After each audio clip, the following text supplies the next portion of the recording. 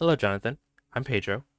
One thing that stood out to me in your video was that sudden and constant fear you got when your friend asked how you were and when his family's car got broken into. That fear of racism and bigotry, wherever you may be. Obviously not in the same way, but in a smaller way, I feel like I can empathize with that fear. When the pandemic started, I was finding it easy to wear a mask and go to the store on occasion when needed to, obviously. Then I started hearing all these stories of anti-maskers harassing people who were wearing masks. There were a lot of stories of people standing away from someone, obviously because you should be 6 feet away from everyone, but especially from people who weren't wearing masks. Then that person who wasn't wearing a mask would get offended or anger, I guess, for some reason. They would start harassing the other person. In some stories, I found that they got really up into their face and started spitting on them, and that terrified me. It made me afraid that some random person could get me sick. Then my family could get sick and get really hurt. Um, and I was even more afraid for my parents who had to be out of the house a lot more because of their work. Um, I know how this fear can be overwhelming and ever present, especially with recent hate crimes committed against Asian Americans. I know it must be incredibly intense.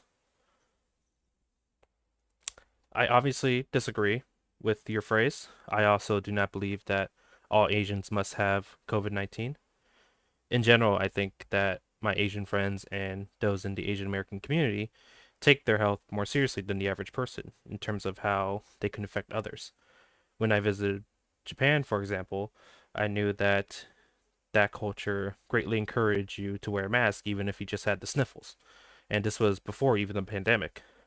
And I see that attitude reflected a lot in Asian American communities here in America. I also like how you brought up America's long and racist history with Asian American communities.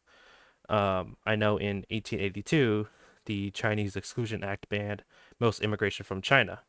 A common reason is that this was to stop so many Chinese people from coming here and taking away jobs, a very common tale.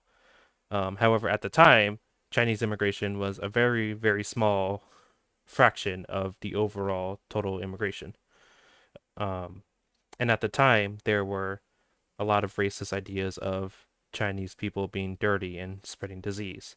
And I can see that reflected today. A lot of dog whistling or just people plainly calling Asian Americans infectious or disease ridden. And that leads to a lot of bigotry and a lot of hate. Today, I also see a lot of people mistrust the Chinese government, believe in conspiracy theories that China made this disease as a weapon to use against America. And I feel like this also mirrors the great mistrust America has against Asian people, especially in terms of the internment camps that were in place for Japanese Americans in World War II.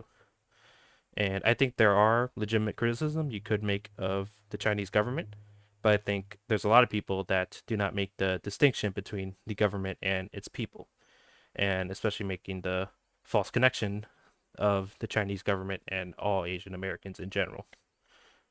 After watching your video, I think I need to personally be better at reaching out to my Asian American friends and calling out bigotry and racism against Asian Americans.